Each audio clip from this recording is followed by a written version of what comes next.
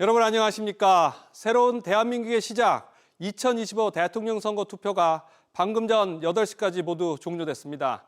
오늘 밤이 지나면 대한민국의 주인인 국민 여러분들이 직접 선택한 새로운 대통령과 대한민국의 미래가 결정됩니다. 국민의 선택이 만들어갈 내일의 경제 SBS 비즈 뉴스특보 2부 시작하겠습니다. 그럼 먼저 조금 전 종료된 투표 상황부터 들어보겠습니다. 이 사전투표보다 본투표의 열기가 더 가열되면서 이번 21대 대선 투표율은 직전인 지난 20대 대선을 뛰어넘어서 2000년대에 실시된 대선 가운데 투표율이 가장 높을 것으로 예상됩니다. 이광호 기자. 네, 이광호입니다. 자, 최종 투표율이 현재 나왔나요? 투표를 어떻게 해야 되나요? 네, 현재까지 집계된 투표율은 77.8%를 기록했습니다. 아직 8시 분 집계가 나오지 않았습니다만 이미 7시까지로도 20대 대선의 77.1% 투표율을 뛰어넘었고요. 이는 현재까지 기록으로도 지난 1997년 김대중 새정치국민회의 후보와 이회창 한나라당 후보가 맞붙었던 15대 대선 때의 80.7% 투표율 이후 28년 만에 최고 투표율입니다. 사전투표에서는 역대 최고치를 기록했던 20대 대선의 36.9%보다는 낮은 34.7%를 기록했습니다만 유권자들이 본투표로 몰리는 모습이 나타났습니다.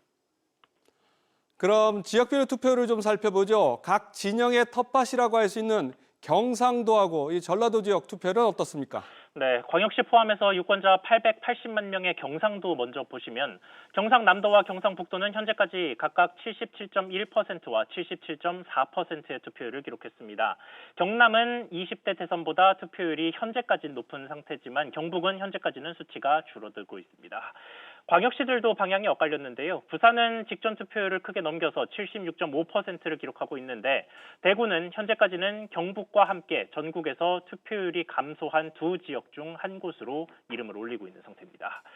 다음으로 광역시 포함 유권자 430만 명의 전라도 보시면 전라남도는 82.8%, 전북특별자치도는 81.5% 투표율을 기록했습니다. 특히 전라남도는 20대 대선 대비해서 투표율이 1.7%포인트 올라 전국에서 가장 많이 뛰었습니다. 광주광역시는 직전 20대 대선에서 가장 높은 투표율을 기록했던 곳인데요. 이번 대선에서도 이미 80% 투표율을 훌쩍 넘기면서 현재까지 최고 투표율을 기록하고 있습니다. 그리고 매 선거마다 캐스팅 보트를 했던 지역이죠. 충청도 그리고 다른 지역들 투표율은 어떻습니까? 네, 세종과 대전 등 포함해서 유권자 480만 명의 충청도 상황 보겠습니다. 충남 74.5%, 충북은 75.7% 투표율을, 대전은 77.2%, 세종은 81.3%를 기록하면서 모두 직전 대선의 투표율을 넘겼습니다. 특히 세종은 20대 대선 때에도 투표율 80%를 넘겼던 지역인데 1%포인트 넘게 투표율이 더 올랐습니다. 그리고 서울을 제외하고도 가장 많은 유권자 1,400만 명을 보유한 경기도는 77.8% 투표율로 역시 20대 대선을 크게 넘겼고요. 마지막으로 서울은 78.3%를 기록해서 역시 직전 대선 투표율을 넘겼습니다. SBS 비즈 이광호입니다. 네, 이제 대선 후보들은 운명의 날을 맞아서 그 누구보다 초조한 마음으로 국민의 선택을 기다리게 됐습니다. 각 후보들은 어떤 일정들을 보냈는지 취재기자 연결해서 후보들 상황 들어보겠습니다. 윤지혜 기자. 네, 윤지혜입니다. 자, 일단 투표가 모두 마무리됐는데 오늘 후보들 일정은 어떻게 보냈나요? 네, 이 시각 대선 후보들은 자택에서 먼저 개표 상황을 지켜보다 이동할 예정입니다. 4명의 대선 후보들은 모두 지난달 29일 사전 투표를 마쳤고요. 이재명 더불어민주당 후보는 오늘 공식 일정 없이 인천 계양구 자택에서 휴식을 취했고 당선인 윤곽이 나오면 여의도 국회 의원회관의 개표 상황실로 이동할 것으로 보입니다. 국민의힘 김문수 후보 역시 서울 관악구 봉천동 자택에서 상황을 지켜보다 국회 도서관에 마련된 개표 상황실로 이동할 예정입니다. 개혁신당의 이준석 후보는 오전 부산을 찾았는데요. 투표를 독려한 뒤 지역구인 동탄으로 향했습니다. 이 후보 또한 자택에 있다가 국회의원회관에 마련된 당 종합상황실을 찾을 것으로 보입니다. 민주노동당 권영국 후보는 당사 종합상황실에서 열리는 개표 행사에 참석할 예정입니다. 네, 각 후보들은 어젯밤 늦게까지 마지막 유세를 마쳤는데 그 뒤에 오늘 SNS에서도 투표를 독려했죠. 네, 이재명 후보는 오늘 본투표가 시작하자마자 그리고 이후에도 SNS에 글을 올렸는데요. 이 후보는 투표로 대한민국을 살릴 골든타임이라면서 민생 회복과 경제 성장에 투표해달라고 호소했습니다. 김문수 후보 역시 수차례 SNS에 글을 올렸습니다. 김 후보는 정의와 법치가 살아있다는 걸 투표로 보여달라면서 국민과 나라를 위해 일할 기회를 달라고 강조했습니다. 이준석 후보 또한 국민과의 약속을 끝까지 지켰고 대통령 선거를 당당히 완주했다고 소회를 밝혔습니다. SBS BD 윤지혜입니다. 네, 주요 외신들도 오늘 우리 대통령 선거를 일제히 보도하면서 큰 관심을 보였습니다. 특히 새 정부의 과제로 사회 통합과 미국의 보호무역주의 통상 대응을 꼽았습니다. 유정현 기자. 네, 유정현입니다. 주요 외신들이 선거를 실시간으로 타전했죠. 그렇습니다. AP통신은 오늘 오전 6시 본투표가 시작되자마자 속보를 내보내면서 관련 상황을 보도했습니다. AFP, 중국 관영 신화통신도 투표 시작을 속보로 전하는 등 큰 관심을 보였는데요. 선거가 진행되는 시간 동안 BBC, 로이터 등은 한국의 상황을 실시간으로 전하기도 했습니다. 외신들은 이례적인 계엄령 이후 대통령이 탄핵되고 선거가 실시된다는 점에 주목했습니다. BBC는 한국은 지난해 12월 계엄 사태의 여파로부터 아직 회복하고 있다며 민주적 권리가 거의 박탈당할 뻔했던 한국 유권자들이 투표의 중요성을 깨닫고 있다고 분석했습니다. 뉴욕타임스는 이번 대선이 국가 안정에 큰 기여를 할 거라면서도 다만 누가 승리하든 새 정부는 분열된 나라를 물려받게 된다고 진단하기도 했습니다. 네, 그럼 외신들은 새롭게 출범할 정부의 주요 과제는 뭐라고 짚었습니까?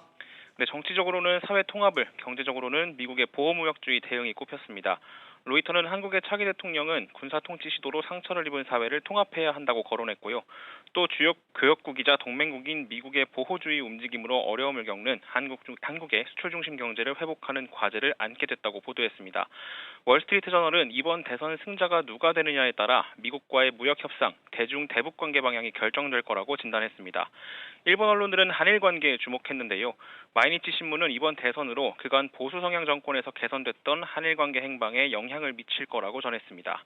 SBS 비즈 유정현입니다.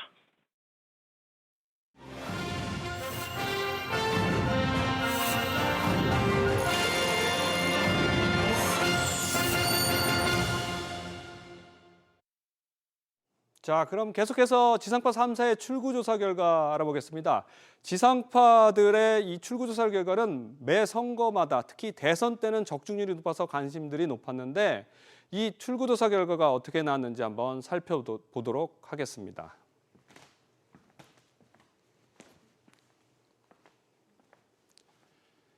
자, 이재명 후보가 김문수 후보를 12.4% 앞선 걸로 나왔습니다. 이재명 후보 51.7%, 국민의힘 김문수 후보 39.3%로 나왔습니다. 자, 그럼 취재기자 연결해서 이정민 기자 연결해서 출구조사 결과 들어보도록 하겠습니다. 이정민 기자. 네, 이정민입니다. 자, 지상파 3사의 출구조사 결과 어떻게 됐습니까? 네, 지상파 방송 3사의 21대 대통령 선거 출구조사 결과 기호 1번 이재명 더불어민주당 후보가 51.7%, 기호 2번 김문수 국민의힘 후보가 39.3%, 기호 4번 이준석 개혁신당 후보는 7.7%를 득표할 걸로 예측됐습니다. 이재명, 김문수 두 후보의 예측 득표율 차이는 12.4%포인트로 오차 범위 밖의 결과입니다. 이번 대선 출구조사는 전국 325개 투표소에서 유권자 약 10만 명을 대상으로 실시됐습니다. 11,500명을 대상으로 한 전화조사도 이루어졌습니다. 지역별로 보면 어떻게 나왔나요? 이재명 후보가 부산과 경남, 대구, 경북을 제외한 대부분 지역에서 앞서는 결과를 나왔습니다. 서울에선 이재명 후보 49.3, 김문수 후보 40.1, 경기에선 이재명 후보 55.8, 김문수 후보 34.6, 인천에선 이재명 후보 53.6, 김문수 후보 37.4%로 나타났습니다. 부산에선 이재명 후보 42.7%, 김문수 후보 49%, 울산 이재명 후보 46.5%, 김문수 후보 44.3%, 경남은 이재명 후보 43.4%, 김문수 후보 48.8%로 파악됐습니다. 대구는 이재명 후보 24.1%, 김문수 후보 67.5%, 경북 이재명 후보 28.2%, 김문수 후보 64%였습니다. 전북과 전남은 각각 이재명 후보 79.6%, 김문수 후보 11.8%, 이재명 후보 79.6%, 11.8%로 나타났습니다. 광주는 이재명 후보 81.7%, 김문수 후보 10.5%로 집계됐습니다. 대전은 이재명 후보 51.8%, 김문수 후보 38.3%였고 충북과 충남은 각각 이재명 후보 51.1%, 김문수 후보 40.2%, 이재명 후보 51.3%, 김문수 후보 39.7%였습니다. 강원 이재명 후보 48.8%, 김문수 후보 42.2%, 제주는 이재명 후보 57.9%, 김문수 후보 31.2%로 예측됐습니다. SBS 비즈 이정민입니다. 자, 계속해서 그럼 각 당 상황실 연결해서 분위기 들어보겠습니다. 현장에 나가 있는 취재 기자 연결합니다. 정보영 기자. 네, 더불어민주당 개표 상황실입니다. 방금 출구조사 결과가 나왔는데 민주당 분위기 어떻습니까? 네, 조금 전 출구조사 결과가 발표되자 더불어민주당 개표 상황실은 일제히 함성으로 가득 찼는데요. 발표 직전 긴장감이 감돌던 것과 달리 이재명 후보의 이름을 연호하는 등 흥분을 감추지 못했습니다. 투표 종료 전인 7시쯤부터 상황실은 북적이기 시작했고 박찬대 총괄 상임 선대위원장을 비롯한 선대위원장들도 속속 자리를 채웠습니다. 이재명 민주당 대선 후보는 인천 계양구 자택에 머무르고 있는 것으로 알려졌는데요. SNS를 통해 세 차례에 걸쳐 투표로 대한민국을 살릴 골든타임이라며 투표 동료 글을 올렸습니다. 이 후보는 개표가 시작되고 당선자 윤곽이 나오는 자정쯤 이곳 상황실을 찾을 것으로 보입니다. 민주당은 높은 투표율을 두고 유권자들의 내란 종식 의지가 강력한 것으로 분석했는데요.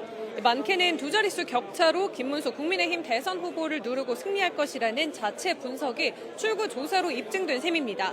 이재명 후보는 전날 서울 여의도공원에서 마지막 유세를 벌이고 집권하게 되면 민생 회복에 주력하겠다고 밝혔는데요. 가장 먼저 경제 상황 점검을 지시하고 추경을 실시하는 한편 주식시장 정상화를 통해 내수를 살리겠다는 방침입니다. 제21대 대통령 당선자 윤곽은 오늘 자정 전후 나올 전망입니다. 지금까지 더불어민주당 개표 상황실에서 SBS 비즈 정부인입니다.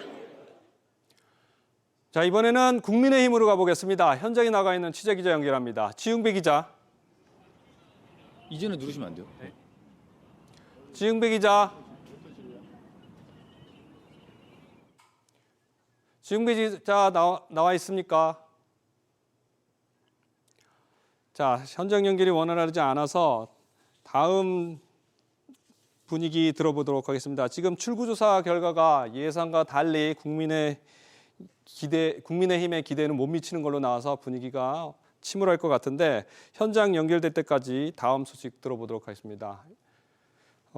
지금 이번에는 그럼 개혁신당부터 연결해 보겠습니다. 개혁신당에 나가 있는 취재 기자 연결합니다. 정동진 기자. 개혁신당 같은 경우도 예상된 득표를 얻었을지가 관심사인데요. 개혁신당 연결합니다. 정동진 기자. 네, 국민의힘 연결돼 있다고 합니다. 지흥배 기자 연결해 보겠습니다. 지흥배 기자. 네, 국회 도서관 앞에 나와 있습니다. 지금 국민의힘 분위기는 어떻습니까? 네, 출구조사 결과 10%포인트 넘게 차이가 나는 것으로 나타나며 침울한 분위기를 감추지 못하고 있습니다. 보수 강세인 울산에서도 뒤지는 것으로 나타나 일부 의원들이 수군거리기도 했고 현재는 몇몇 의원들이 자리를 이탈하고 있습니다. 현재 상황실에는 김용태 비대위원장과 윤재옥, 황우여 선대위원장 등을 비롯한 의원 등 당 관계자 100여 명가량이 자리했습니다. 앞서 김 비대위원장은 보수의 상징인 부산, 울산, 경남 등의 저조한 투표율을 지적하며 투표 참여를 독려하기도 했습니다. 자, 이 김문수 후보 같은 경우는 아직 자택에 있는 건가요? 네, 김문수 후보는 서울 관악구 봉천동 자택에서 투개표 상황을 지켜보고 있는데요. 늦으면 밤 11시경에서야 여기로 이동할 것으로 보입니다. 앞서 김 후보는 오늘 공개 일정 대신에 자신의 SNS에 글을 올리며 투표 참여를 독려하기도 했습니다. 국민이 거짓을 심판하는 날 괴물 총통 독재를 막고 법치주의와 자본 경제를 시장 경제를 지킬 마지막 기회라고 강조하기도 했습니다. 이어 서울 신당동 봉제공장의 화재를 언급하며 근로자 처우 개선을 약속하기도 했습니다. 지금까지 국회 도서관 앞에서 SBS 비즈 지웅배입니다. 계속해서 이번에는 개혁신당 쪽으로 가보겠습니다. 개표 상황실에 나가 있는 취재기자 연결해 보겠습니다. 정동진 기자. 네, 정동진입니다. 개혁신당 상황실 분위기는 어떻습니까? 네, 방금 전인 오후 8시 정각 출구조사 결과가 발표되자 개혁신당 개표 상황실은 침묵이 흘렀습니다. 대선 후보가 선거 비용을 절반이라도 보전받기 위해서는 득표율을 10%는 넘겨야 하는데요.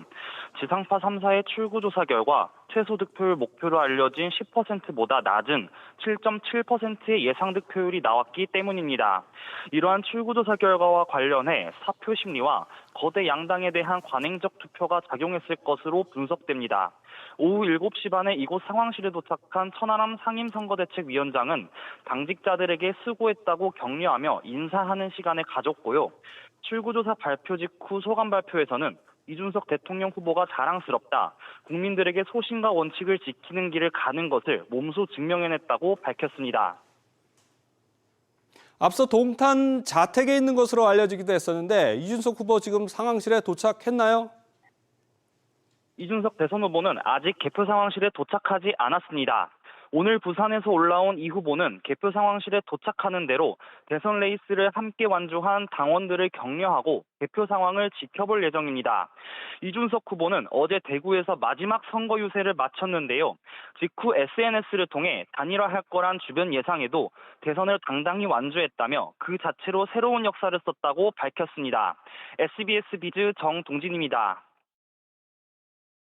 오늘 대선 최종 투표율은 77.8%를 기록한 걸로 나타났습니다. 지난 대선보다는 0.7%포인트 더 높은 걸로 전해졌는데 계속해서 우영진 기자와 함께 얘기 나눠보도록 하겠습니다. 자, 우 기자, 아직 본격적인 개표가 진행되지는 않는 것 같은데 출구조사 결과부터 좀 더 자세히 살펴보죠. 네, 방송 3사 결과가 나왔죠. 결론부터 말씀드리면 이재명 더불어민주당 후보 51.7%, 김문수 국민의힘 후보 39.3%, 이준석 개혁신당 후보 7.7%, 권영국 민주노동당 후보 1.3%로 집계됐습니다. 그동안 족집계 수준의 정확한 예측으로 화제가 됐었죠. 지난 20대 대선 때는 윤석열 전 대통령이 이재명 더불어민주당 후보를 0.6%포인트 차이로 앞설 거라고 예측을 했는데요. 실제 발표된 최종 개표에서도 0.73%포인트 차이로 윤 전 대통령이 승리를 당시에 했었는데 소수점 한 자리까지 근접한 수치를 내놓으며 정확성을 인정받은 바 있습니다. 예, 금방 얘기한 대로 대선 출구조사는 적중률이 그렇게 높은데 이번 출구조사 결과에 앞서서 나온 여론조사 결과와 비교하면 어떻습니까? 네, 여론조사 표로 일단 먼저 보여드리겠습니다. 우선 대선 공표금지 직전 실시한 복수의 여론조사에서는 이재명 더불어민주당 후보가 김문수 국민의힘 후보를 오차 범위 밖에서 앞선 것으로 나타났었습니다. 이재명 후보는 45%에서 49%대, 김문수 후보는 36%대를 기록했고요. 이준석 후보는 9%에서 10%대, 권영국 민주노동당 후보는 0.7에서 1%대로 집계됐습니다.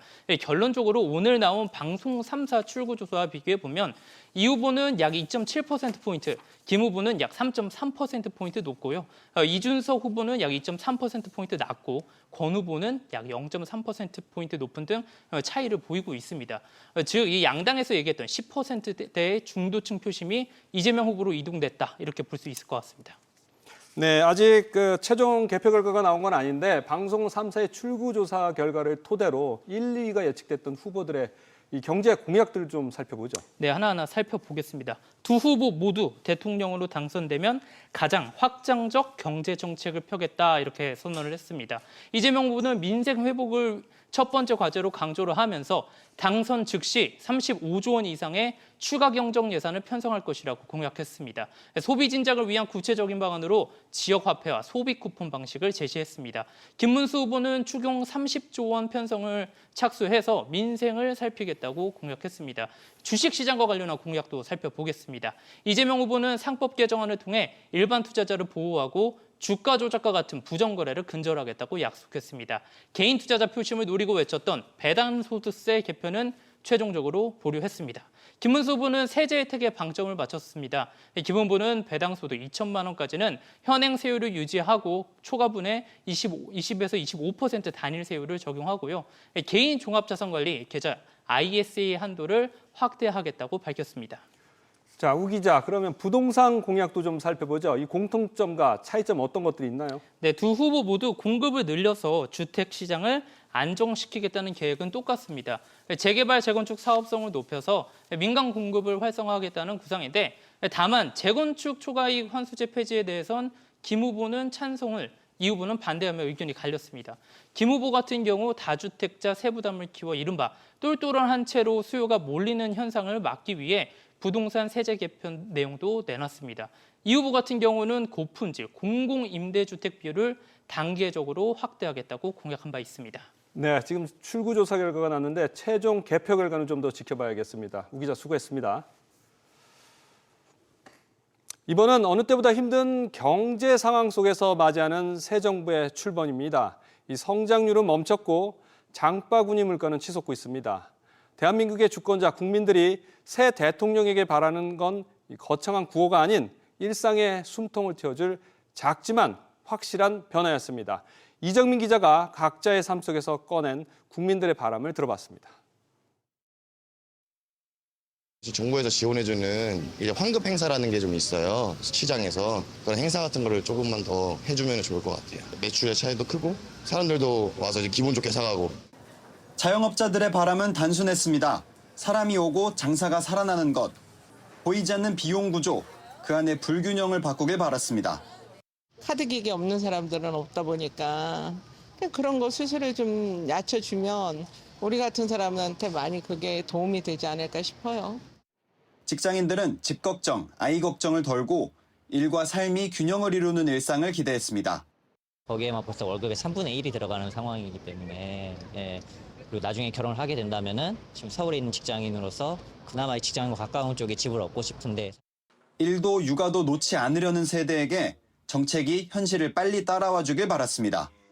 어린이집을 보내야 되는데 일단 맞벌이 부부다 보니까 유연근무라던가 시간 단축 이런 것들을 좀 더 자율적으로 할 수 있게끔 육아휴직 제도라든가 1+1 휴직 제도라든가 그런 걸 이용을 하는 편인데 좀 더 적극적으로 실행할 수 있는 분위기가 됐으면 좋겠고 대출 같은 것도 다자녀들한테는 혜택이 좀 적극적으로 더 많아졌으면 좋겠습니다. 유권자를 설득하기 위해 내세운 비전과 공약들, 그 약속이 실현되길 바라는 마음은 세대와 계층을 막론하고 같았습니다. 일단은 채용문이 조금 넓어지는 게 가장 중요할 것 같고 그런 부분도 원만하게 이제 사회적 합의가 돼서 이제 조금 더 이제 많은 청년들이 일자리 같은 기회를 받을 수 있도록 됐으면. 빨리 이런 의정 사태가 정리가 돼서 이제 전공의들이 다 이제 다시 현장으로 복귀해가지고 의료 이제 피로도를 좀 감소해줬으면 좋겠다. 그 연금 그 받는 세대가 더 나이가 더 높아졌다고들 하잖아요. 벌이가 없으면 상당히 위험한 그 연령대가 돼버리니까 현실적인 방안을 찾고. 연금 개혁도 좀 정말 앞으로 특히 또 우리 젊은이들을 위해서 좀 현실적으로 개혁을 좀 했으면 좋겠어요. 국민들이 새 대통령에게 바란 건 덜 불안하고 조금 더 나은 하루였습니다. SBS 비즈 이정민입니다. 이제 오늘 밤 개표가 마무리되고 이 투표 결과가 나오면 내일 오전에 중앙선거관리위원회에서 당선인을 공식 결정하게 되고 그럼 새 대통령의 임기가 곧바로 시작됩니다. 취임식은 어떻게 진행되고 또 대통령 집무실은 어디가 될지 이 내용은 이한나 기자와 알아보도록 하겠습니다. 자, 이 기자, 개표는 언제부터 좀 시작이 될지 그리고 당선인 윤곽은 언제쯤 알 수 있을까요? 네, 개표는 잠시 뒤인 오후 8시 30분경부터 전국 254곳의 개표소에서 본격적으로 시작될 것으로 보입니다. 각 후보들은 아직 자택에 있고요. 이후 개표 상황실로 이동해 개표 상황을 지켜볼 예정입니다. 당선자 윤곽은 개표가 70%가량 진행될 것으로 보이는 이르면 오늘 자정쯤 나올 가능성이 높습니다. 앞서 19대 대선에서는 밤 10시쯤 문재인 전 대통령의 당선이 유력하다는 보도가 나왔지만 역대 가장 치열했던 20대 대선에선 새벽 2시가 넘어서야 윤석열 전 대통령이 가장 유력하다는 분석이 나왔습니다. 때문에 이번 대선에서도 득표율 격차에 따라 당선 유력 판가름 시점은 차이가 날 수 있습니다. 개표는 내일 새벽에 완료가 되는데요. 지역별로 집계가 끝나면 내일 오전 7시에서 9시쯤 대통령 당선인을 확정하는 중앙선거관리위원회 전체 회의가 소집될 것으로 보입니다. 네, 내일 오전에 선관위에서 당선인이 확정이 되고 그러면 당선증을 받게 되면 21대 대통령은 인수위 없이 곧바로 임기가 시작된단 말입니다. 그럼 취임식은 어디서 하고 어떻게 진행이 되는 겁니까? 네, 취임식 행사는 내일 여의도 국회의사당에서 열립니다. 행정안전부는 지난 19대 대통령 취임식을 준용해서 준비하고 있는데요. 당선인이 결정되는 즉시 구체적인 계획을 보고하고 일정을 확정할 예정입니다. 취임식으로 인해 주변 교통이 혼잡해질 수밖에 없는데요. 서울경찰청은 내일 오전 시간대 현충로와 노들로를, 오후 시간대는 국회대로를 일부 통제한다고 밝혔습니다. 서울청은 이 구간에 경찰 500여 명을 배치해 차량 흐름을 최대한 유지하고 가로변 전광판과 교통방송을 통해 교통 상황을 실시간 전파할 예정입니다. 자, 바로 임기가 시작되는 새로운 대통령의 그럼 집무실은 어디가 될까요? 네, 우선 이재명 더불어민주당 대선 후보는 용산 대통령실에서 직무를 시작한 뒤 보수 후에 청와대로 옮긴다는 입장이고요. 김문수 국민의힘 대선 후보는 용산 대통령실을 그대로 쓸 계획입니다. 이준석 개혁신당 대선 후보는 정부 서울청사의 집무실을 새로 마련할 방침입니다. 이런 가운데 세 후보 모두 장기적으로는 세종시에 집무실을 두겠다고 공약한 만큼 행정수도를 세종시로 이전하는 것도 큰 관심사인데요. 행정수도를 세종시로 옮기는 건 개헌이 필요한 사항입니다. 선거 운동 기간 동안 이 세 후보는 모두 국회와 중앙행정기관 등을 세종시로 옮겨 행정수도를 만들겠다고 언급한 바 있습니다. 네, 이한나 기자 잘 들었습니다.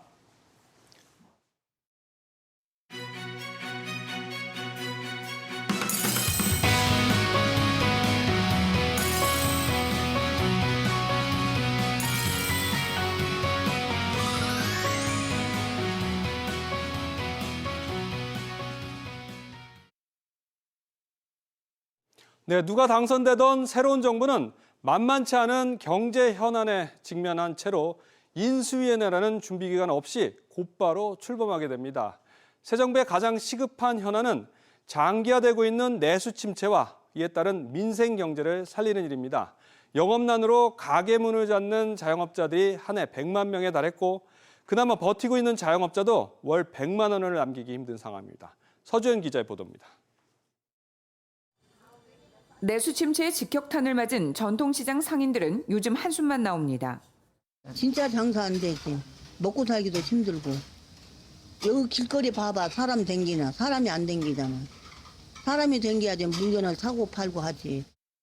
코로나 때보다 더 안 돼. 장사가. 내가 장사가 안 되잖아. 그러니까 내가 돈을 못 쓰잖아. 그러니까 돈이 회전이 안 되니까 경기가 더 멈추는 거지. 국세청의 연간 소득이 0원, 즉 없다고 신고한 자영업자가 105만 명, 이를 포함해 월 100만 원도 못 버는 자영업자가 920만 명으로 이 전체의 76%에 달했습니다. 인기 창업 업종인 카페와 치킨, 편의점 등도 문을 닫는 가게가 늘면서 올해 1분기 정부 폐업지원금 신청 건수는 2만 4천여 건, 1년 전보다 64% 급증했습니다. 일시적 지원과 대출 확대 중심인 지금의 자영업자 정책으로는 한계 상황에 내몰린 자영업자 문제를 풀기는 어렵다는 지적입니다. 빚 자체를 탕감하는 것보다는 결국에는 출구를 마련하는 방안이 병행이 돼야 될 것 같거든요. 이제 먹고는 살아야 되니까 본인들이 월급 받고 생활할 수 있는 이런 자리들이 좀 생기면은 전직 지원 훈련 같은 것들을 좀 더 강화할 수도 있고. 자영업자 대책에 구조적인 변화가 필요하다는 측면에서 대선 후보들의 공약이 아쉽다는 반응이 나옵니다. SBS 비즈 서주현입니다. 새 정부 출범 이후 부동산 정책이 어떻게 될지도 큰 관심사입니다. 기준금리 인하에 따른 대출금리 하락에 따른 호재와 당장 다음 달 스트레스 DSR 3단계 시행 등 규제 강화에 따른 악재가 혼재할 전망입니다. 이 내용은 박연신 기자가 보도합니다. 지난달 29일 한국은행이 기준금리를 0.25%포인트 내린 가운데 경기 부양을 위한 추가적인 금리 인하를 예고했습니다. 당초 예상보다 성장세가 크게 약화되었기 때문에 향후 금리 인하 폭이 좀 더 커질 가능성이 있다고 보고 있습니다. 이 같은 기준금리 인하가 부동산 시장에 미치는 영향은 제한적일 것이라는 관측이 나옵니다. 다음 달부터 시행되는 스트레스 DSR 3단계 적용에 따라 대출 한도가 줄어들기 때문입니다. 연소득 1억 원인 차주가 30년 만기 연 4.2%의 혼합형금리로 주담대를 받을 경우 대출 한도는 지금보다 3천만 원 넘게 감소합니다. 이런 대출 규제 강화와 경기 둔화, 고점 인식 확산 등은 가격 상승에 제동을 걸 수 있는 요인으로 작용하고 있습니다. 지금 주택 가격이 상당 부분 많이 올라온 그런 상황이기 때문에 추가적으로 올라가기에는 정책의 변화가 드라마틱하지 않다. 건설 경기 침체가 장기화하면서 주택 공급 물량이 줄어들고 있다는 점은 집값 상승 요인으로 꼽힙니다. 내년도 전국 입주 물량은 올해보다 5만 호가량 줄어드는데 서울의 경우 내년 입주 물량이 올해 절반 수준에 불과합니다. 건설사들이 미분양 때문에 현금 흐름이 지금 원활하지 못하고 새로운 사업장에 진입하기가 굉장히 어려운 실정인 것 같아요. 수요 대비 공급이 부족하면 가격은 우상향할 가능성이 높고요. 새 정부가 보다 적극적인 주택 공급 확대에 나서야 한다는 목소리가 나오는 이유입니다. 새 정부는 병행을 해야 돼요. 공급 확대까지 병행을 해서 공공택지, 재건축 재개발, 민간 자체 사업 세 가지 부분이 활성화된다라고 판단되고 강남 3구와 용산구 등 토지거래 허가구역은 올해 9월 재지정 여부가 결정되는데 집값 흐름의 또 다른 변수입니다.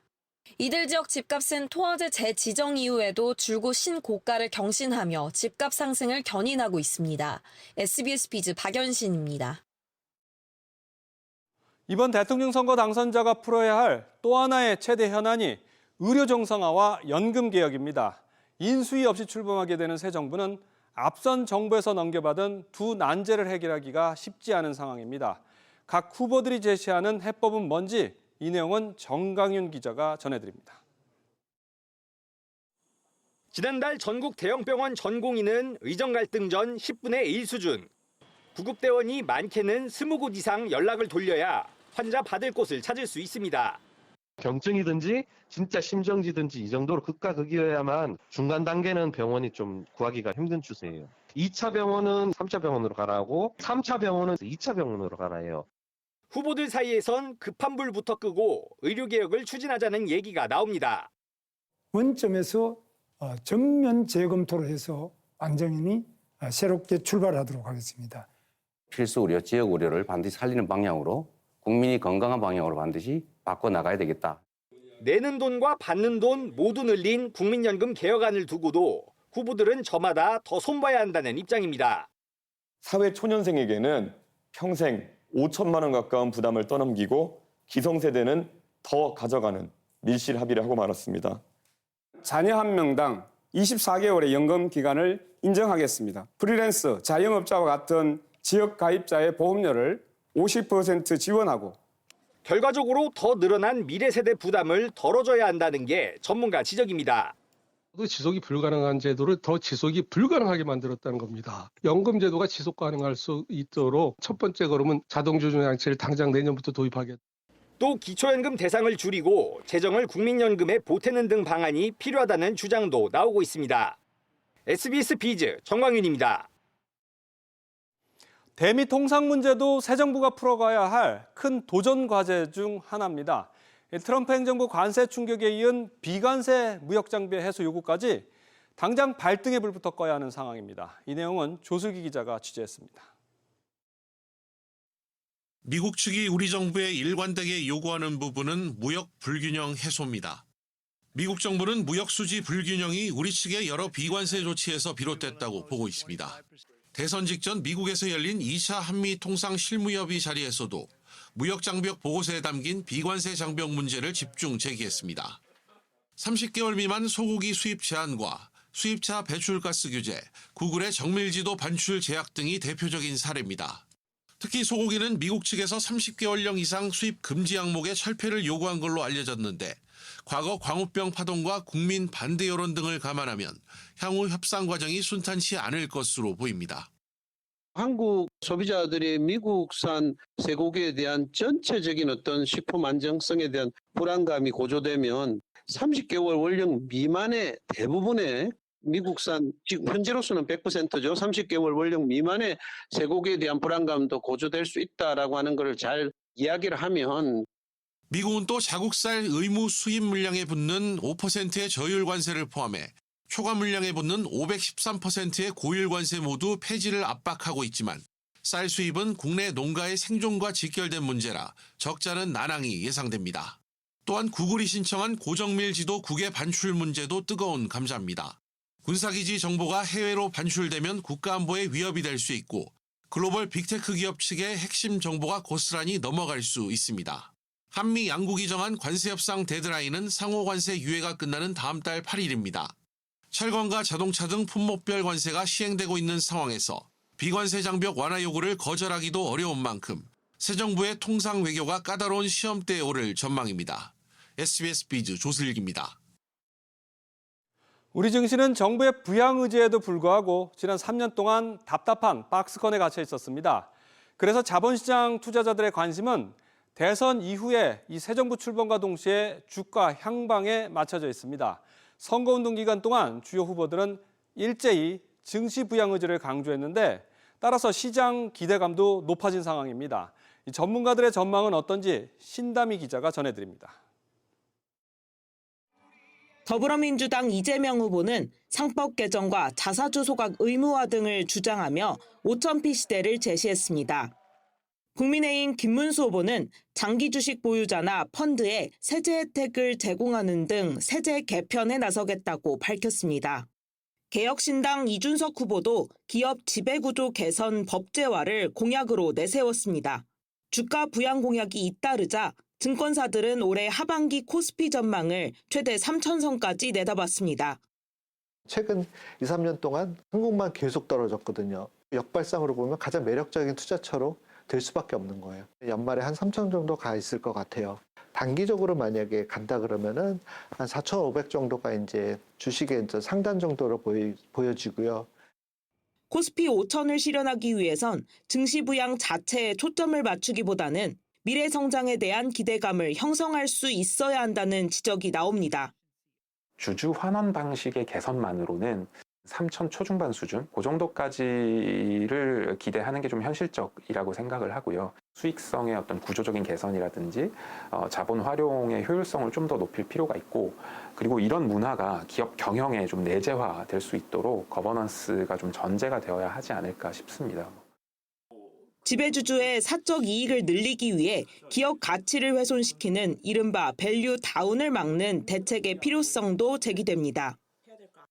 한국식의 소유 지배 구조, 재벌 구조에 대한 이걸 통한 사익 편취 문제들을 해소할 수 있는 그런 정책들을 해줘야만 사실 한 10년 동안 일본 주가가 올라간 것 같은 그런 정도의 상승은 기대할 수 있다라는 거고요. 새로운 신성장 동력이라고 할 수 있는 산업이나 기업이 나타날 수 있는 그런 환경이 만들어져야 된다는 거죠. 상반기 증시를 짓눌렀던 미국의 관세 불확실성이 거칠 것이란 전망에 투자자들의 관심은 대선 이후 증시에 집중되고 있습니다. SBS 비즈 신다입니다. 이번 대선에서는 정치와 통상, 경기 침체 등 시급하 구도 굵직한 현안들이 많다 보니까 유독 부동산 공약이 뒷전에 밀렸습니다. 그렇다면 이 새 정부 출범 후 부동산 시장은 어떻게 될지 신성우 기자가 짚어봤습니다.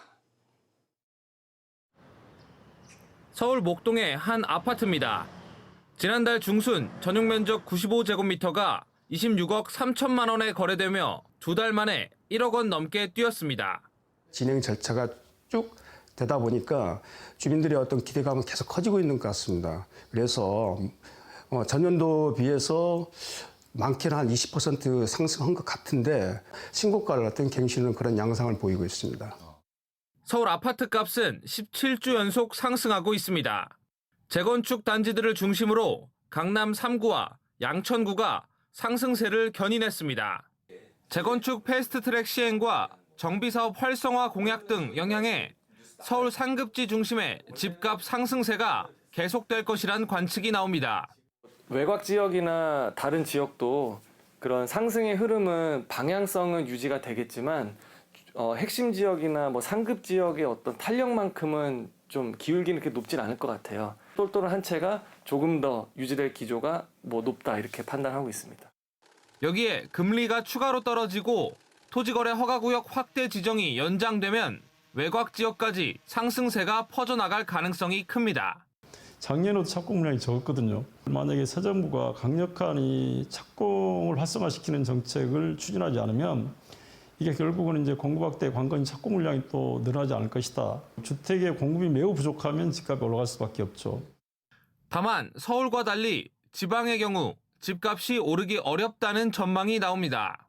행정수도 이전 기대감에 치솟았던 세종 집값도 상승폭이 꺾이고 있습니다. 공급 확대와 함께 지방 부동산 침체 문제도 새 정부의 시급한 과제로 꼽힙니다. SBS 비즈 신성우입니다. 이제 오늘 밤 개표가 마무리되고 투표 결과가 나오게 되면 내일 중앙선거관리위원회에서 당선인을 공식 결정하게 됩니다.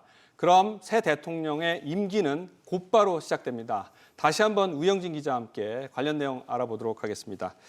자, 우 기자, 아직 본격적인 개표 결과가 나오기 전인데 우선 방송 3사의 출구조사 결과부터 다시 한번 짚어보죠. 네, 방송 3사는 이재명 더불어민주당 후보 51.7%, 김문수 국민의힘 후보 39.3%, 이준석 개혁신당 후보 7.7%, 권영국 민주노동당 후보 1.3%로 집계했습니다. 그동안 쪽집게 수준의 정확한 예측으로 화제가 됐었죠. 지난 20대 대선 때는 윤석열 전 대통령이 이재명 더불어민주당 후보를 0.6%포인트 차이로 앞설 거라고 예측을 했었습니다. 실제 발표된 최종 개표에서도 0.73%포인트 차이로 윤 전 대통령이 승리를 했는데 소수점 한 자리까지 근접한 수치를 내놓으며 정확성을 인정받은 바 있습니다. 자, 그럼 이번 출구조사 결과가 앞서 나온 여론조사 결과하고는 어느 정도 차이를 보이는 겁니까? 네, 표로 먼저 설명을 드리겠습니다. 우선 대선 공표금지 직전 실시한 복수의 여론조사에서는 이재명 더불어민주당 후보가 김문수 국민의힘 후보로 오차 범위 밖에서 앞선 것으로 나타났습니다.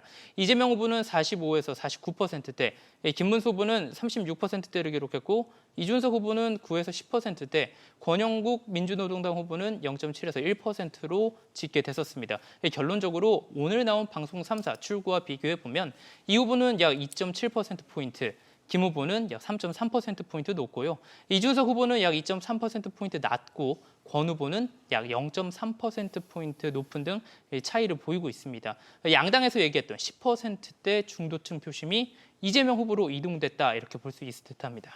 내일 오전에 선관위가 전체 회의를 열고 당선인을 확정할 건데 그럼 이제 당선증을 받게 되면 21대 대통령이 바로 임기가 시작되지 않습니까? 네. 취임식은 어떻게 되는 겁니까? 네, 취임식 행사는 내일 여의도 국회의사당에서 열립니다.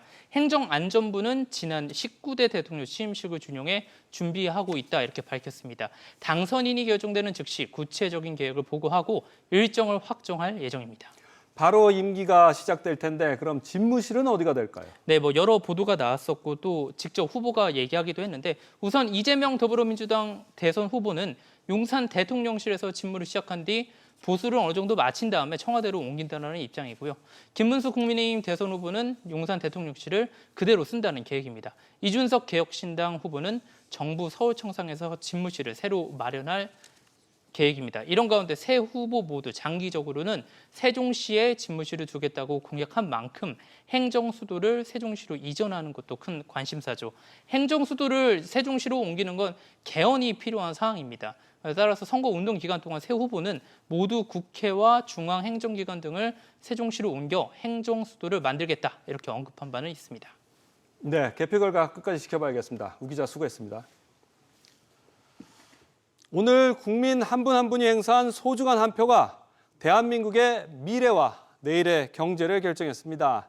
이번 선거가 식어가고 있는 우리 경제의 활력과 역동성을 되찾고 다시 한번 도약하는 출발점이 되길 바랍니다.